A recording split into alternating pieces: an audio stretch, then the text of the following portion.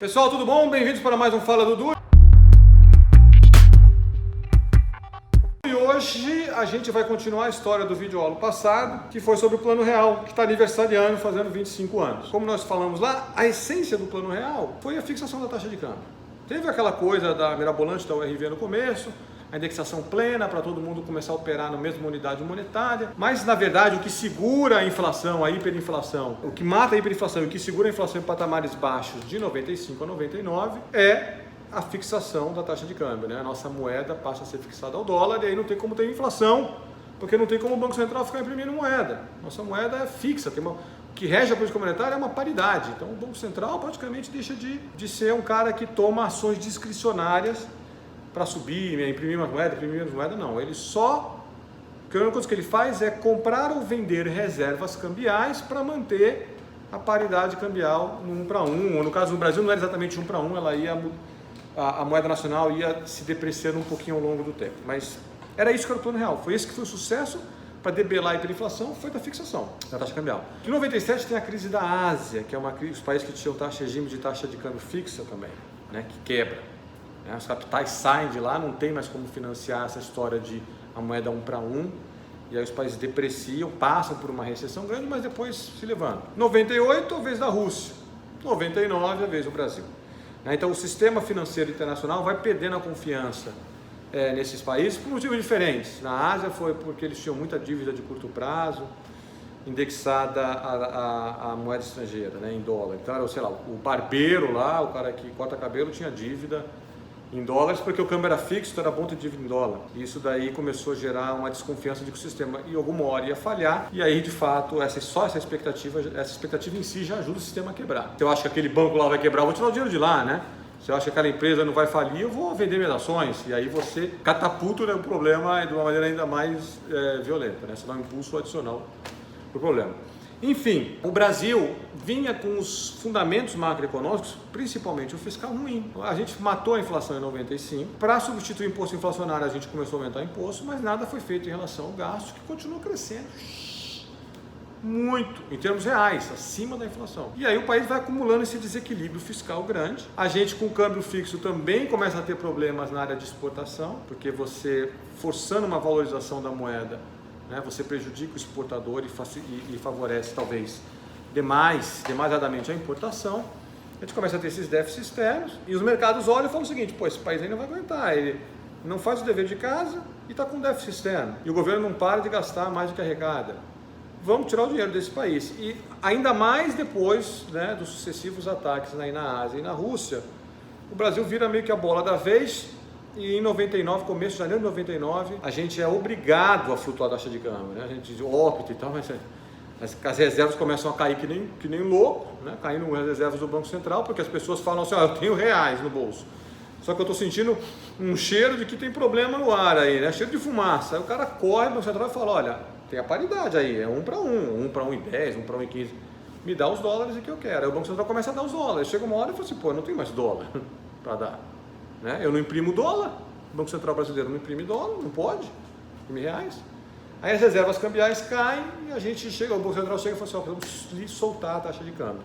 Então em 1999 tem uma grande mudança de regime no Brasil, e a gente passa a ter o regime do câmbio flutuante, que é um regime excelente, o regime do câmbio flutuante. É verdade que para matar a hiperinflação você precisa passar um período sobre câmbio fixo. Assim, todos os países fizeram isso. Mas 99 já estava tarde até para abandonar o câmbio fixo e migrar para o câmbio flutuante, que foi o que a gente fez. Para impedir que a inflação disparasse, o governo implementou também, de uma maneira mais estruturada e mais estrutural, o ajuste fiscal, que foi com a Lei de Responsabilidade Fiscal. E aí, logo um pouco depois, então a essência é: precisamos controlar esse fiscal, não dá para ficar essa loucura. Senão não tem como conter a inflação. Ainda mais agora que a gente não tem mais a âncora cambial. Faz-se o ajuste fiscal através da LRF e, somado a isso, a gente adota um novo regime monetário, que é o regime de metas de inflação. A meta de inflação é o seguinte: estipula, o Banco Central tem que no final do ano entregar uma inflação, sei lá, hoje é 4,5%. Daqui a pouco vai ser ano que vem, vai ser 4, talvez mais lá para frente 3,75, enfim. Tem que entregar uma inflação de X% ao ano. Esse é o sistema de meta que funciona assim. Se não entregar, o banqueiro central precisa escrever uma carta, precisa justificar, explicar por que não. Então, tem mais, a cobrança é maior. A ideia de ter todo esse aparato do meta de inflação é divulgar relatório, falar como é que a inflação está indo, como que está evoluindo, por que a gente subiu os juros, por que a gente baixou os juros, é aumentar a transparência das ações do Banco Central e aumentar a cobrança da sociedade em cima do governo. Falou assim, vocês prometeram uma inflação de 4,5%, tem que entregar uma inflação de 4,5%. Vai ficar tudo muito mais claro e ajuda também a coordenar as expectativas dos agentes do setor privado. Quando o arranjo monetário novo, esse sistema de metas é crível, você que é um empresário, ou você que é o trabalhador lá que vai negociar o seu salário, quando que você vai pedir de aumento de preço, de salário nominal?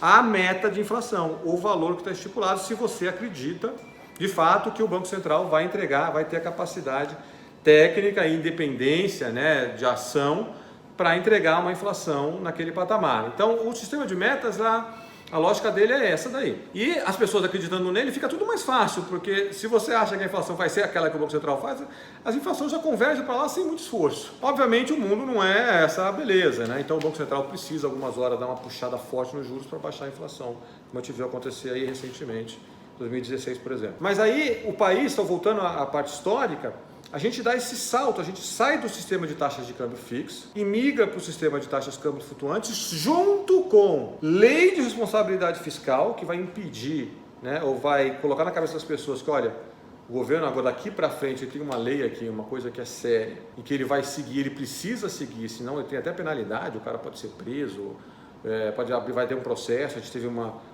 presidente Dilma o impedimento dela foi baseado numa quebra, né, do funcionamento da lei de responsabilidade fiscal, essa que foi a acusação formal, principal pelo menos. Com isso daí, e mais um regime monetário visando diretamente controlar, entregar uma inflação no patamar X, né, isso foi mudando ao longo do tempo, foi 6, 4,5, agora indo para 4. Isso faz com que a inflação, mesmo sem o câmbio fixo, continue ancorada.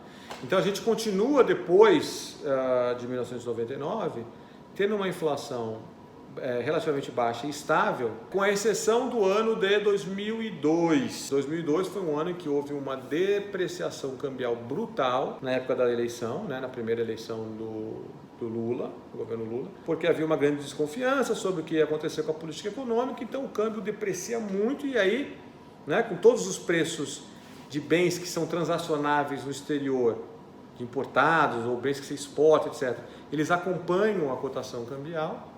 A gente teve uma inflação mais alta ali, mas depois ela já começa a cair de novo. Tem nos servido muito bem, né, essa combinação de metas de inflação, né, com um Banco Central que operacionalmente ele não é independente na lei, né? Isso aí é uma coisa que a gente está discutindo agora.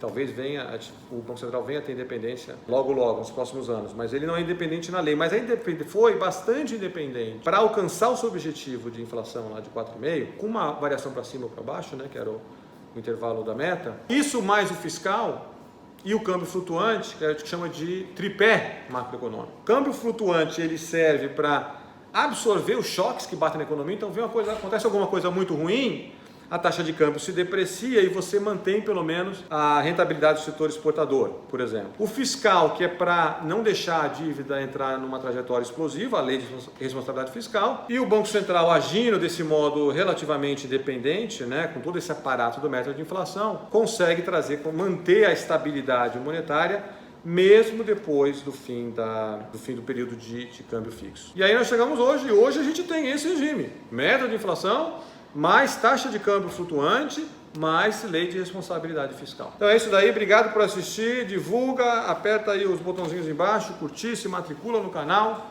e vamos continuar discutindo economia. Um abraço!